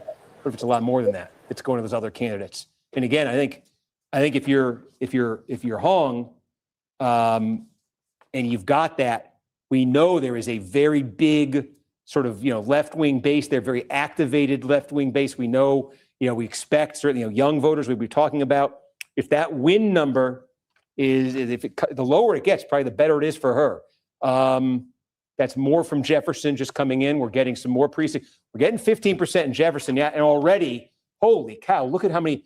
This is 2/3 of the vote for these two, and 11 for Kelda Royce. 9. Sarah Rodriguez dropped out of the race. Mandela Barnes dropped out of the race. Missy Hughes out of the race, and yet you are seeing 1/3 of the vote here go to the other candidates. Okay, so for what it's worth. We put benchmarks together to hit 45% for these two candidates. What did we think you needed to see in Jefferson County? Overall, we said Crowley at 45%. All right. First of all, shout out to Kelda. She had 11% right now. I'll be honest. My pick for this was Mandela Barnes. I really. Hey, put Mandela Barnes back. Hit the bottom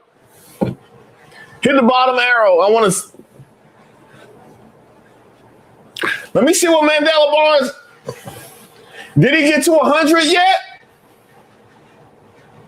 Mandela at 100 yet? See, that's why I don't like. I might check CNN. I might check CNN or C-SPAN because they're not doing Mandela. They're not doing Mandela Barnes right. They really not. Hold up, let me see. I'm gonna do this one. Hold up. Come on, Mandela. They are competitive in that race. A, because of their candidate, but B, just because of the national dynamics too, and the state dynamics. Competitive. Competitive does not mean you win. And most of the states I just mentioned, Iowa, Ohio, Texas, Alaska, they have Republican DNA, at least in the last 10, 15 years of our political lives. So you can't factor that out. But just like I was saying that, if you ask me in certain years, could El Sayed win statewide in Michigan? There are some years I would say, oh no. This year, I don't know. Who knows? Let's see. It's an interesting climate out there. It's the same with the Senate. Y'all more disrespectful. Y'all more disrespectful than Steve Kornacki. Y'all ain't even got Keldo on the screen. Y'all don't even got Keldo on the screen.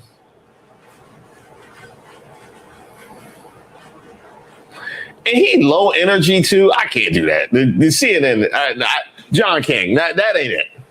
That ain't it. That ain't it, John King. That ain't it. Hey, I'm going back to Steve Kornacki. Boy, you gonna have me falling asleep like Trump. You gonna have me falling asleep like Trump. That's why he can't stay awake. He be listening to John King. He need to get on that Steve Kornacki. He'll be all right. Nah, y'all are done. I tried. At least my man Steve Kornacki got Keldo on the screen. And he got some good energy. Oh, Keldo. Hey, shout out to the 3 people that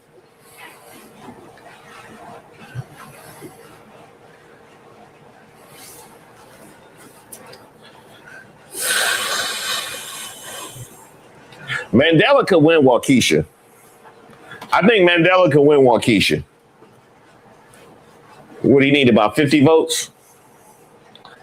If he get about 50 votes, I think he can win Waukesha.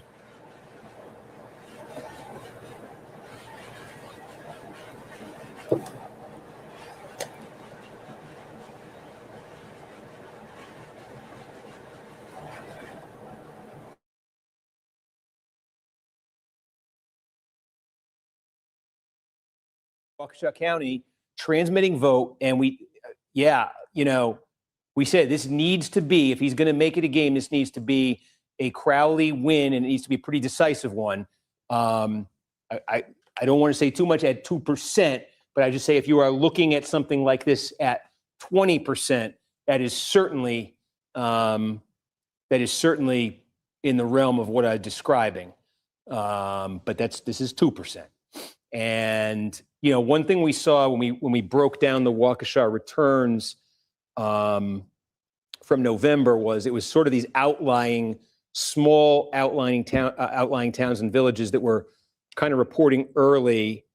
And what was the report? I don't want to get off Waukesha. It was another Jefferson report. No, we just got a little bit in Wood just to show,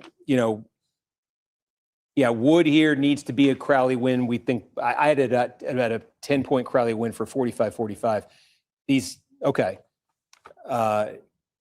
Like the city of Waukesha came a little bit later in 24. We have more in Jefferson. I'll just toggle back there to see. We're landing at something close to, we're at 2/3 here.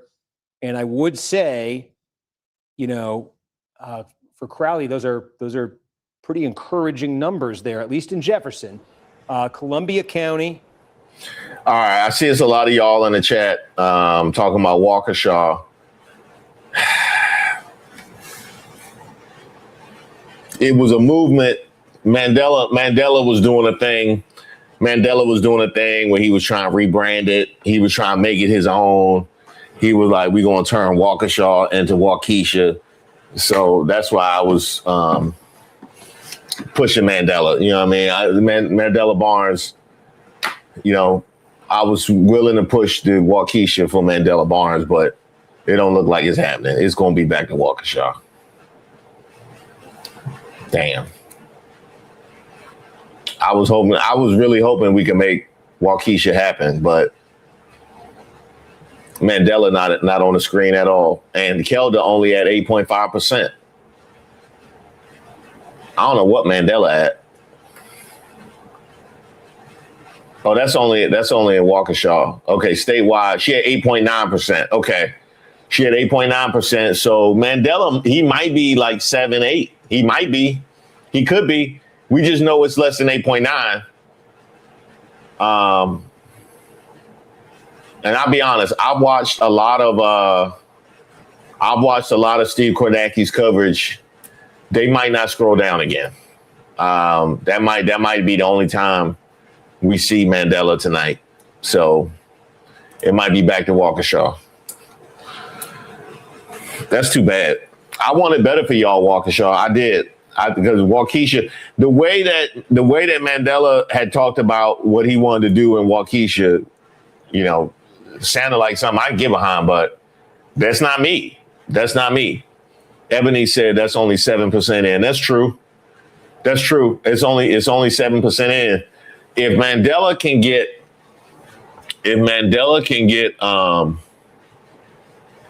like 80% of the remaining vote, he might could do it. He might could do it. So can you spell it and use it in a sentence? Which one, Waukesha or Waukesha? Waukesha.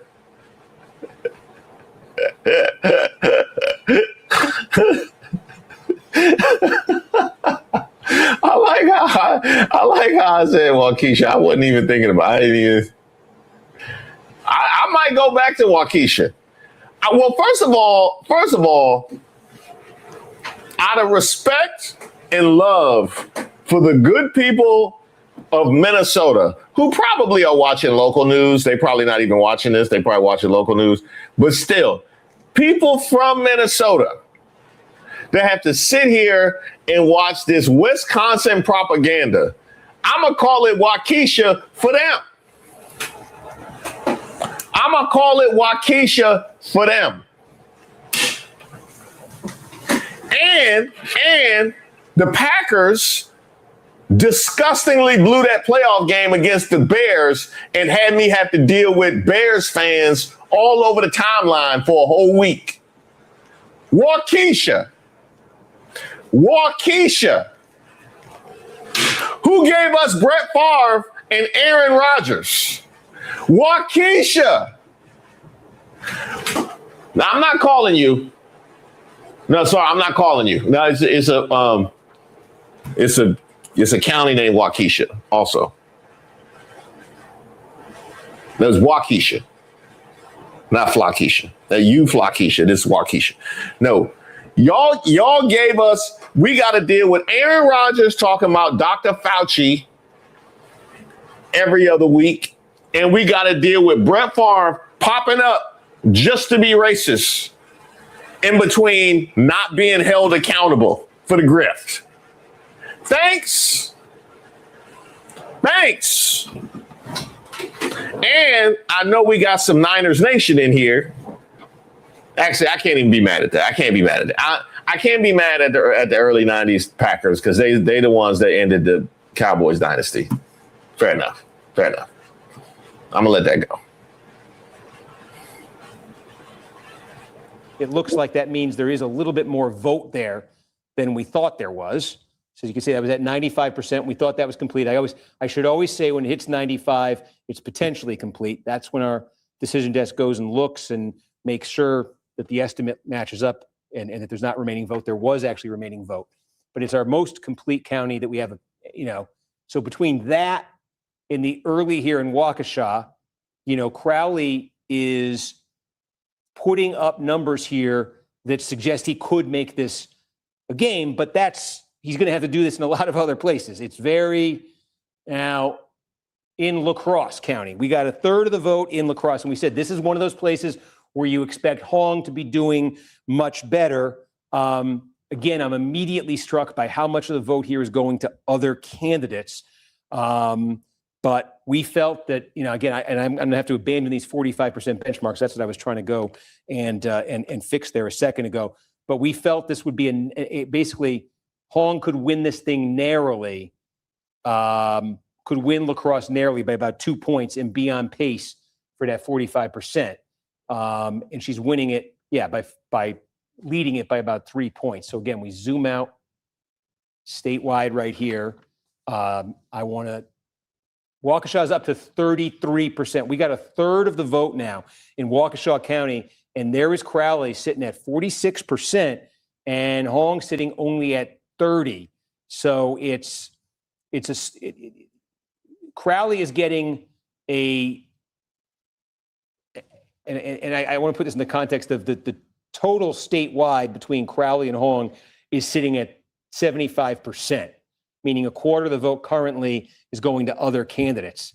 If that lasts, if the other candidates end up with a quarter of the vote, then it only takes 37.5% to win statewide. 33. Where else is there? Let's just go through significant vote. Washara only 7. We're going way up north here. Okay, again, this Eau Claire County. Now this is interesting because I would put this in this is a county Hong should be winning, and she should be winning this thing by a pretty convincing margin over Crowley. And again, this is just 12% of the vote. We don't know where it's from. The University of Wisconsin Eau Claire is here. Again, this could be a geographic thing, but this is a county where when this number gets up, when this 12% gets up, Hong probably needs to be winning here. So you continue to see early on here, in La Crosse, she's sort of just about where she'd want to be, I think. She'd want to step it up there. She's running low here in Waukesha, and Crowley getting a big number there. Sook County, what do we have here? We have a half the vote. Again, this is a county that Crowley wants to be winning. He wants to be winning. He'd want it to look like this. I like Denatra. I like Eau Claire County. I like that. Eau Claire County. I like that. Eau Claire. I like that one. Hey, I got some results for y'all. Since I got to look it up on my own. Hey, Steve Kornacki, you got me living like it's 1997 again. I'm got to look up results on my own. All right, here it is. Michelle Tafoya is leading the GOP primary. Royce White sitting at 10%. Hey, just because Steve Kornacki is protecting you, Royce White, don't mean you're not going to get this smoke. Don't let Steve Kornacki fool you and think you're not getting this smoke. You sitting at 10%. Mike Lindell is doing far better. He's in the second place at 28% for the GOP primary for the governorship. I don't like Michelle Tafoya at all, but we here to pack up Royce and Mike tonight. That's what we're here to do.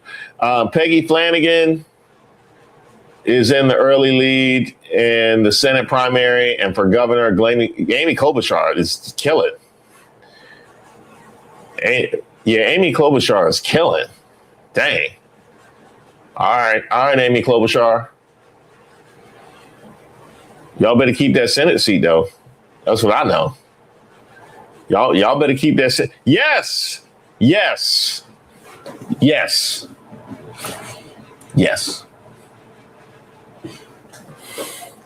To answer your question, yes.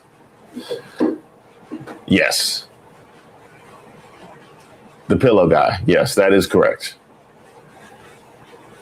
That is correct. No, it's the same one. Yeah, she turned MAGA. Imagine that.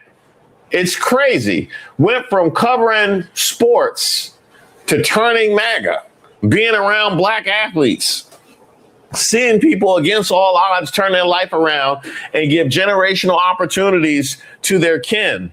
Turn MAGA. Crazy. It's almost like she a college football coach, you know?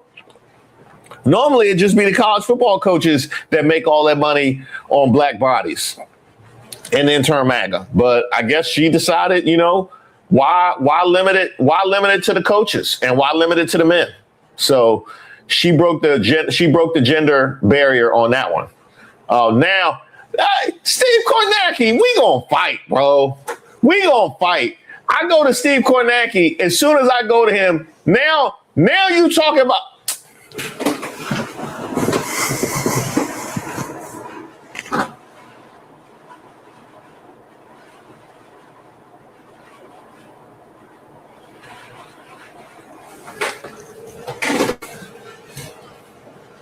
Whatever, man.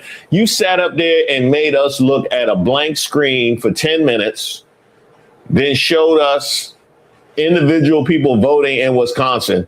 As soon as I get disgusted and go over to PBS, now you want to actually acknowledge that it's 5 other states. He ain't even talked about South Carolina again. We ain't heard about South Carolina since 9 o'clock or Connecticut. This is trash coverage. I'm gonna be honest. This is trash coverage. The only reason I'm here is I'm pretty sure somebody put melatonin in John King drink. That's the only reason I'm here. All right. Somebody slipped John King on CNN some valerian root. That's the only reason I'm here. Put it this way. To get 45% of the vote statewide, we said Crowley probably wants to be hitting 37% in Dane. In this first update, he's just over 37%. And the way this is running statewide, probably going to take well less than 45% to win it. This is a very, I don't know exactly where this is coming from in Dane. I want to see as more vote comes in Dane if it looks anything like this. If just, it looks, yeah. Taking a look at their county website and the precincts reporting, it doesn't look like there are precincts in Madison yet. Yeah. But a few precincts from Fitchburg and Sun Prairie and some around the county. Okay. I mean, right. There's a lot of, you know, it's a super, super liberal county. There's a lot of, there are, you know, well-to-do, affluent, more professional class, even older, very liberal, politically engaged voters. You know, it's not just college kids and young kids. And that demographic I'm describing might be a more in line with warnings from the establishment about Hong. If anything like this persists in Dane, Hong has to win Dane, and she has to win it by a good margin. We said Kenosha could be a. Okay, here's a question for y'all. Is this true? Is this true? Pick area. I'll take your word for it because I can't dispute that because I don't know what he actually did as governor. But that is good to know because that's something I may or may not bring up when I respond to it officially. Was Ventura actually decent? He sounded crazy. Every time he sounded crazy, even after being governor. So I just assumed he was not. But I'll let y'all be the arbiters of that. But I am very curious of that. If you are in Minnesota and you have feelings about Ventura, I would love to know what that is in the chat. That just flipped to Hong. Okay, well, it flipped to Hong. Now we're at a fifth of the vote in Dane County, and it flipped to Hong, but it barely flipped to Hong. You're looking at the precincts. Can you see if anything is in? If we're in Madison, some idea where we are right here. This is. Yeah, we are digging into Madison now. Yeah, I mean, she needs. I think a double-digit, margin over Crowley here. This is. I think these are underwhelming numbers if you're Hong. These are very underwhelming numbers so far. We haven't heard anything from Milwaukee. Now, Milwaukee County is not just the city, it's the county. David Crowley is the county executive. It doesn't look like it's going to produce the same number of votes as Dane, but I'll tell you what, Eau Claire just flipped. So now this is more in line. Okay, we said this was initially we had about 20% here In Eau Claire, we said this is a county Hong needs to be winning. Now more vote has come in here. She has taken the lead here. Again, I think she'd want to be winning by a bigger share than this, perhaps. But it has now moved in her direction. Again, these votes come in from different places in the county. It's not all just the city of Eau Claire. We're still at 34 in La Crosse. We're at 20 in Dane. We're at 50 in Waukesha. Again, for Crowley, that's I think that's a number that would land him. If that was extrapolated statewide, that would land him. That could land him in the mid 40s. For Hong, that's just there's a lot of that you just see a lot of the vote that's not going to Crowley isn't just going to Hong. A lot of it's going to other candidates. Right? There's 54% in Waukesha County right now. 54% of the voters now we're up to 2/3 in Waukesha, and Hong's number ticks up a bit. Crowley's remains flat. Okay, 54% didn't vote for Crowley. Hong is not getting 54%. She's only getting 32 of that. Look, 8, 6, 5. It's some more Outagamie just came in. And more Outagamie. Now that has flipped over to Hong. Okay, we say this is a swing county. It's 6, 5. It's some more Outagamie. 4 in La Crosse. We're at 20 in Dane.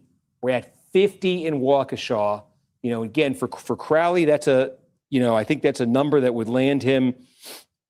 If that was extrapolated statewide, that would land him. That could land him in the mid 40s. For Hong, that's just there's a lot of that you just see a lot of the vote that's not going to Crowley isn't just going to Hong. A lot of it's going to other candidates. Right? There's 54% in Waukesha County right now. 54% of the voters now we're up to 2/3 in Waukesha, and Hong's number ticks up a bit. Crowley's remains flat. Okay, 54% didn't vote for Crowley. Hong is not getting 54%. She's only getting 32 of that. Look, 8, 6, 5. It's all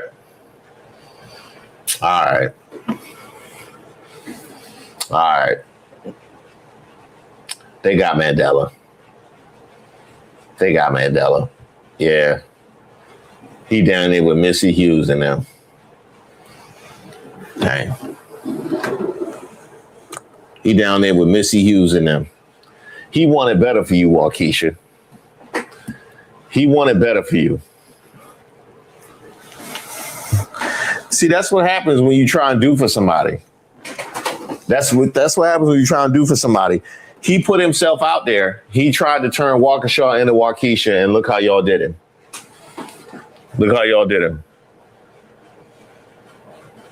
All right, y'all. It's apparent that Steve Kornacki has no intention on respecting any jurisdictions other than Wisconsin.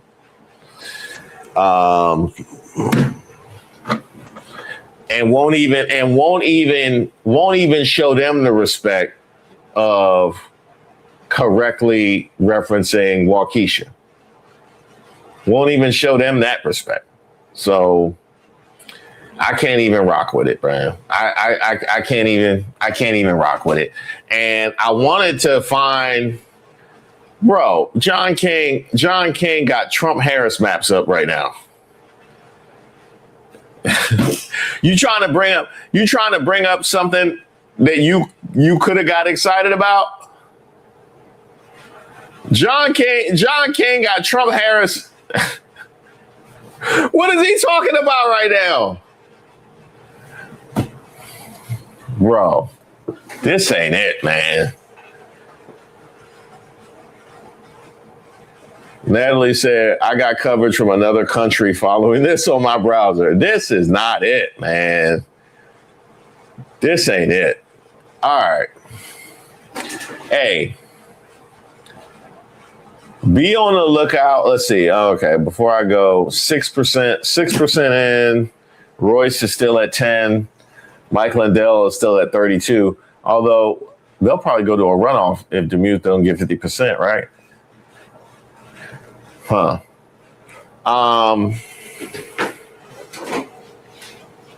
That's sad as hell. You got to go to a different country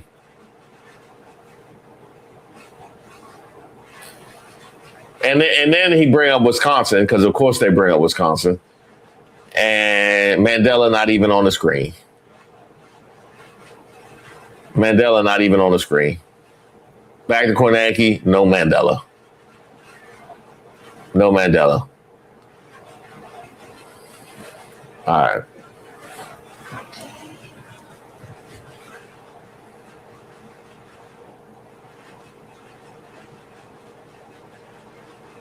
Somebody said, let's get a Lemon Network election desk with the Reverend running the election night coverage.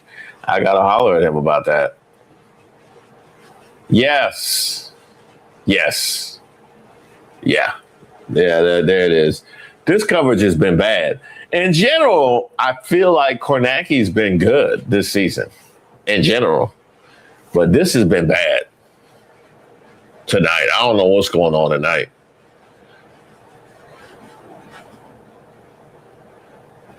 Yes, yeah, I did see that. Amy Klobuchar, I think they called that, but she was in the 90s. She was at like 90. she was over 90%. All right. I'll wait this out. I'll have my response tomorrow, so be on the lookout for that. I'll have my response. I can't do it with Kornacki, and John King is not giving me a suitable alternative or replacement. So I'll have my response tomorrow. Be on the lookout for that. Also, to all the members, be on the lookout for a members live, which is probably going to be on Thursday. So be on the lookout for that notification. And the code for today, man, I hate when my phone be like, you want to update? No. What's your code? Why are you asking me that? I just said no. The code for today over at thepeoplesgetup.com, put to bed 811. PUTTOBED 811. Put to bed 811. And it looks like with 6% of the vote in, we are well on our way of putting both Royce White and Mike Lindell to bed. I probably shouldn't be rooting for Lisa DeMuth. I'm sure she's probably objectionable in a great number of ways. I just want you to pack Mike Lindell up and get over 50% so ain't no runoff. Can you do that for me? I never asked you for anything, and I won't ever again. So, said Deshauna, hey, Reese, you have 2 more mods who'll be sending emails. Be on the lookout. Okay. All right. Thank you. We do have a shout out to all the mods that are on the channel right now. Giggles, Dorian, Deshauna, Jessica, I know has been very active in the chat. Much appreciated. As well as those I haven't seen, Nola and Kristen. Shout out to y'all. Shout out to all y'all. By the way, there's an ending because y'all know I had the ending for Jessica and Dorian. Giggles has one that's coming up. I just have to wait till I have a video that's not 35 minutes long and has room for an ending. Then I can run it. And shout out to Chris, too, our new editor. Shout out to Chris, who's been killing it as well on the editing front. They have a joint ending. Be on the lookout for that. So I'll have my response tomorrow. And last but not least, and Members Live coming up later this week, so turn on your notifications. Claudine, Jalen, Leslie, Leek, Jessica, that lady, Arian, Jessica doubling back, Jermaine, Dave, Edwin, Dave, Jermaine, Rudy Raw, the doctor, Treva, Deshauna, Michelle, welcome, Art, Dorian, Dave. Dave was killing it. Deshauna doubling back. City Dawn. Even when the Knights coverage is bad, I still enjoy your commentary. Trump lost. Thank you, City Dawn. I very much appreciate that. Very much appreciate that. And be on the lookout to see what Fry does too with his voters and see if he decides to screw Trump, because that would be quite fascinating now, wouldn't it? All right, much love. I'll see you guys tomorrow for that video. Probably be premiering it sometime in the early part of the day. But and I agree. The mods are fantastic. And if you hear anybody talking trash, make sure you tell them that I have daughters and soak your feet.